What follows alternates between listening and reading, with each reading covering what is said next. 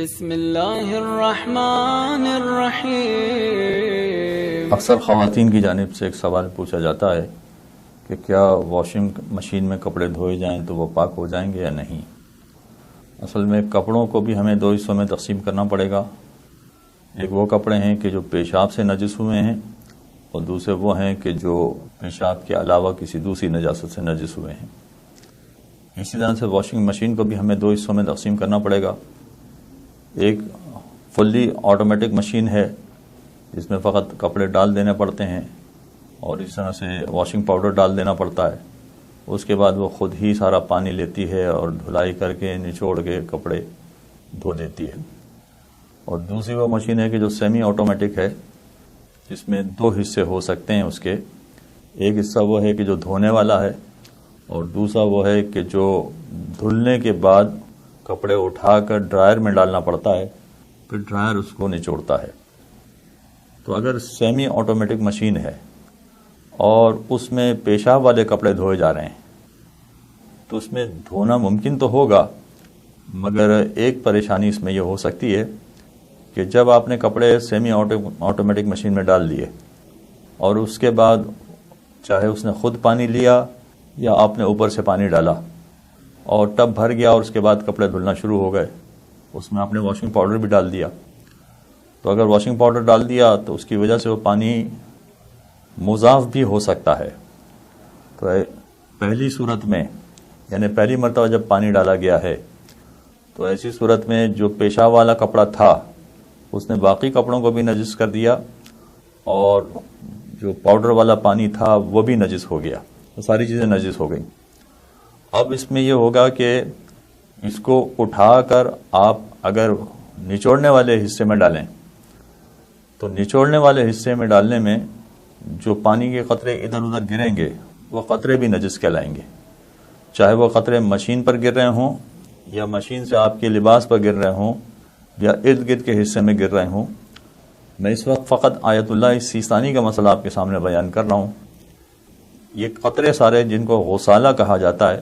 احتیاط واجب ہے کہ یہ نجس ہوگا، لہذا اگر آپ اس طرح سے کپڑے نچوڑنے کے لیے اٹھا کر نچوڑنے والے حصے میں، ڈرائنگ حصے میں ڈالیں، تو ایسی صورت میں جو پانی نکلتا جائے گا، یعنی جو قطرے نکلتے جائیں گے، احتیاط واجب یہ ہے کہ وہ نجس ہوں گے۔ آپ ایک مرتبہ یہ کام کر لیں، پھر اس کے بعد دوبارہ نچوڑنے کے بعد پھر دوبارہ دھونے والے حصے میں ڈالیں، اور دھونے والے حصے میں پھر دوبارہ پانی چلے اور اسے دھوئے، پھر اٹھا کر آپ پھر دوبارہ اس میں ڈالیں، تب بھی مسئلہ یہی ہوگا کہ یہ سب کا سب احتیاط واجب ہے کہ غسالے کی وجہ سے نجس ہوگا۔ اب اس میں دو میں سے ایک پہلو ہے کہ یا تو آپ پیشاب والے کپڑے، بلکہ سارے کپڑے جو حصہ نجس ہو گیا ہے اس کو پہلے سے نچوڑ کر مشین میں ڈالیں اور اس کے بعد کپڑوں کو دھوئیں۔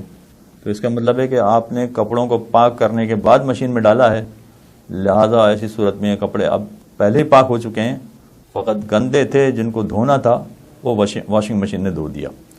تو سیمی آٹومیٹک مشین میں یہ مسئلہ رہے گا کہ اس کے نکلنے والے قطرات، اس کے نکلنے والے چھینٹیں، یہ احتیاط واجب کے طور پر نجس ہوتے ہیں، اس لیے دوسری چیزوں کو بھی وہ نجس کر دیں گے۔ اور اس میں فرق نہیں پڑے گا کہ یہ کور پانی سے دھوئے جا رہے ہیں یا قلیل پانی سے، دونوں صورتوں میں یہ صورتحال پیش آئے گی، اس لیے کہ یہ نجس ہوتا ہے، یعنی یہ قطرے اور یہ چھینٹے نجس ہوتے ہیں اس احتیاط واجب کے طور پر، تو یہ اس طرح سے جہاں جہاں لگیں گے یہ ساری چیزوں کو نجس کر دیں گے۔ البتہ ایک گنجائش موجود ہے اس میں کہ اگر یہ پیشاب کے علاوہ اگر کسی اور چیز سے نجس ہیں تو ایسی صورت میں بھی اگر آپ نے کپڑا اٹھا کر نچوڑنے والے حصے میں ڈالنے سے پہلے اگر اس کو نچوڑ لیا اور اس کے بعد یہ آپ نے ڈرائر میں ڈال کے اس کو سکھا دیا،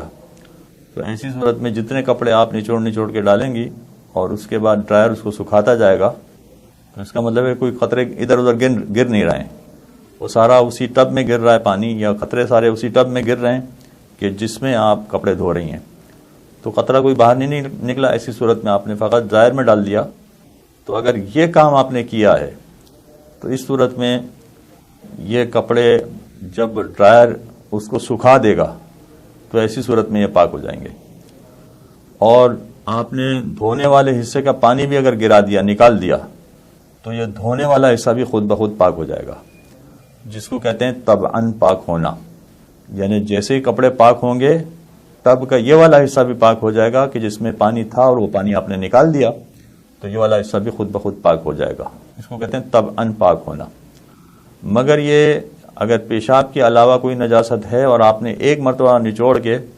اس کو ڈرائر میں ڈال دیا ہے تو اس طرح سے پاک ہونا ممکن ہے. باقی رہا آٹومیٹک مشین کا معاملہ، تو اس میں تو کوئی حرج نہیں ہے، اس لیے کہ وہ 3 مرتبہ 4 مرتبہ پانی لیتی ہے. تو اگر پہلی مرتبہ پیشاب والا کپڑا بھی اس میں شامل ہے تو پیشاب والے کپڑوں کے ساتھ آپ نے واشنگ پاؤڈر ڈال دیا، لہٰذا وہ دھو دے گا. اس کے بعد خود بخود پانی لے گی وہ مشین، اور دھونے کے بعد نچوڑے گی بھی،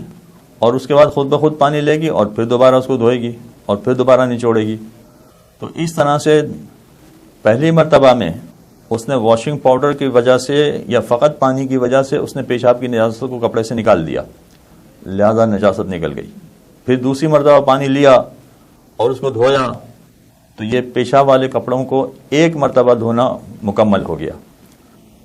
اور اس کے بعد اس نے نچوڑ دیا. پھر دوسری مرتبہ یعنی تیسری مرتبہ اس نے پانی لیا اور پھر دوبارہ دھونے کے بعد اس کو نچوڑ دیا.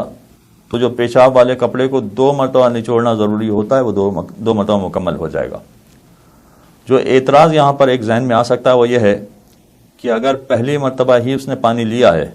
اور پیشاب والا قطرہ اس میں پڑا ہے تو پیشاب والے قطرے نے پانی کو بھی نجس کر دیا، مشین کو بھی نجس کر دیا، دوسرے کپڑوں کو بھی نجس کر دیا. یہ بات صحیح ہے. مگر جیسے ہی یہ کپڑے سارے 2 مرتبہ 3 مرتبہ دھلنے کے بعد خشک ہو جائیں گے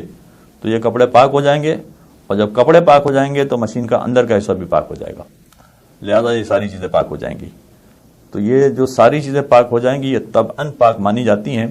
لہذا اگر فلی آٹومیٹک مشین ہے تو اس میں تو کپڑے پاک ہونا آسان کام ہے، لیکن اگر سیمی آٹومیٹک ہے تو اس میں تھوڑی سی پریشانی ہے جو میں نے آپ کے سامنے بیان کر دی. اللهم صل على محمد وآل محمد.